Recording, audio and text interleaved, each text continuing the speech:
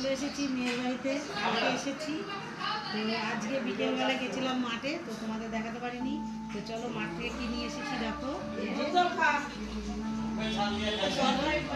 কি শাক দিদি বললেন? এটা আগ্রা শাক। তো এটা দেখো সবাই মিলে আমরা বাঁচতে বসে গেছি। এই যে আমার ছোট দি, এই যে একটা বর দি, এই যে হচ্ছে মেজ দি, এই যে সবাই মিলে আমরা, হ্যাঁ এই যে সবাই মিলে আমরা বসে গেছি আগ্রা শাক বাঁচতে। তো তোমরা কারা কারা আগ্রা শাক খাও তো কমেন্ট করে জানাবে, ঠিক আছে বন্ধুরা? আমরা তো খুবই খাই ভালো এগুলো। তো চিংড়ি মাছ দিয়ে খেতে হয় এই আগ্রা শাকগুলো। বাতের যাদের যাদের বাত আছে তাদের পক্ষে খুবই নাকি উপকারিত। আমি কোনোদিন খাইনি, এরাই খায়, তো এরাই বললো তো খুব সুন্দর খেতে। তো কালকে আমরা খাবো, আজকে বেছে রেখে দিচ্ছি। তো দেখো এই যে কত গামলায়, এই যে দেখো যে বেছে রেখেছি, আর এখনো কত আছে। এই যে সবাই মিলে বসে গেছে।